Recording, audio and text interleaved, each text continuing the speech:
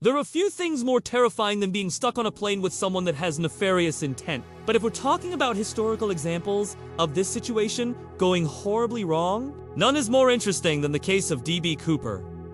This would-be skyjacker shocked the nation when he not only stole a Boeing 707 and successfully extorted millions of dollars out of the federal government, but also parachuted out of the plane into the stormy night and was never seen again. And to this day, no one knows whether he died or managed to make a clean getaway. Let's take a look at the incredible story of D.B. Cooper, the air pirate who vanished. It all started back on November 24th, 1971. That's when a man known only as Dan Cooper, or D.B. Cooper for short, boarded Northwest Orient Airlines Flight 305 in Portland, Oregon. Cooper had been followed to the airport by an FBI agent, but they had no idea why. They were instead part of a larger investigation that had been looking into a series of suspicious stock market activity linked to Cooper. While Cooper himself was actually innocent in this matter, his previous shady dealings meant that he was immediately placed under surveillance as soon as he got off the plane. He would shake the tail and head straight to a tavern to have a drink. He spent some time in the tavern playing cards and having a few drinks, before getting into a cab and heading to the airport once again. His destination was the same, Flight 305, which was preparing for takeoff. In what was probably an attempt to throw off any tail, Cooper paid the driver to wait for him as he ran to the plane, told the flight attendant that he needed to use the bathroom, and took his seats. Once in the air, Cooper pulled out a briefcase and put it on the table next to him. With a calm demeanor, he proceeded to write a note. When the flight attendant came back to see what he wanted, Cooper informed her that he had a bomb and wanted to speak to the captain. The flight attendant left the room, and Cooper then pushed a button in his briefcase, likely releasing a small amount of smoke as a way to substantiate his claim when the captain entered the room. Cooper repeated that he had a bomb and demanded $200,000 in cash and 4 parachutes. He wasn't given these 2 things by the time the plane reached Seattle.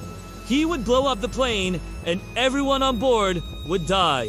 The pilots agreed to his terms and made contact with the authorities. By the time they had reached Seattle, the FBI had already prepared the ransom money and delivered it to the plane. Cooper was given the money and the 4 parachutes he had asked for and informed the pilots that they could now fly to Mexico City. As the plane flew over southwestern Washington state, Cooper donned a green nylon suit and a black hat. He then went to the back of the plane and jumped out into the raging storm below. The FBI had prepared for every scenario except for one. It was assumed that Cooper would either be arrested when he landed or that he would perish due to the intense weather conditions. However, they failed to anticipate that he may have been lying about having a bomb on board.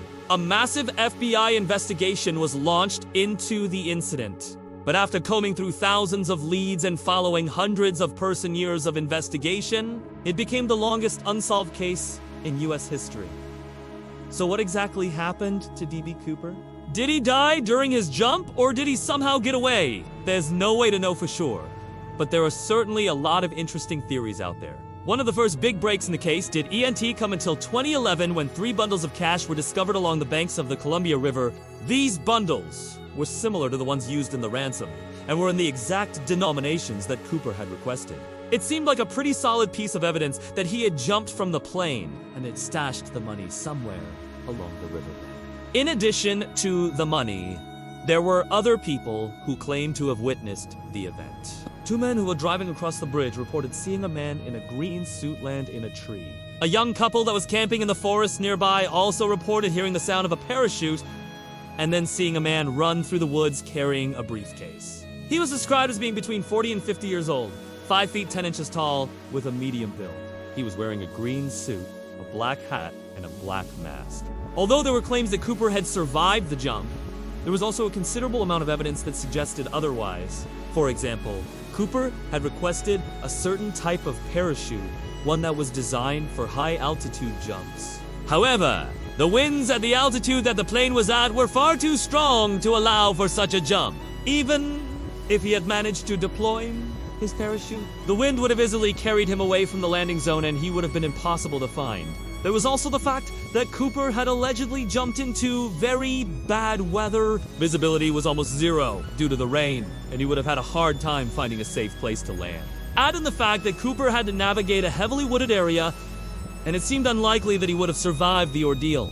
This led investigators to believe that the most likely explanation for Cooper's disappearance was that he had perished in the elements. After more than 40 years, the FBI finally closed the case, believing that Cooper had died. But many people still believe that he managed to escape and lived the rest of his life in hiding. One of the most popular theories is that Cooper didn't actually have a bomb at all, and instead used the smoke and the threat of a bomb to trick the flight crew and passengers. This theory is supported by the fact that the FBI never found any evidence of a bomb on board the plane. In addition, the pilot of the plane later said that he believed that Cooper had been bluffing. According to the pilot, he knew that if there was really a bomb on board, Cooper wouldn't have written a note asking for parachutes and money. Instead, he would have just threatened to detonate the engine. Another interesting theory is that Cooper didn't have a specific plan in mind when he boarded the plane, but instead improvised based on the situation. This theory is supported by the fact that Cooper was a skilled negotiator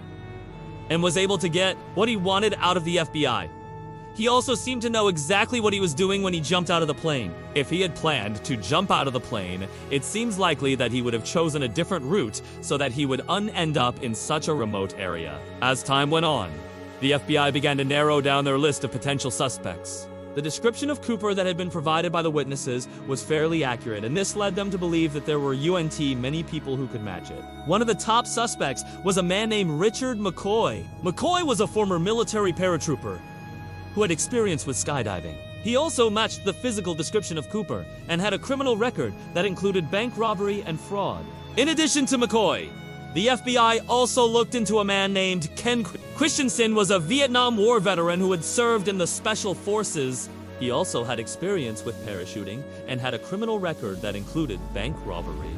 Now, despite all the evidence that was gathered, the FBI was never able to make an arrest in the case. In fact, they haven't even released the name of the man that they believe is Cooper. This has led some people to believe that the FBI is covering up the truth about what really happened to Cooper. Some people believe that the FBI knows who Cooper was and where he is, but they don't want to come forward with this information because it would be embarrassing. There are many people who still believe that Cooper was a real-life superhero who managed to pull off the impossible. There's even a statue of him in Troutdale, Oregon, where people come to pay tribute to him. Others believe that he was a criminal mastermind who was able to fool the best investigators in the world. Whatever the truth may be, the case of D.B. Cooper is sure to live on in infamy.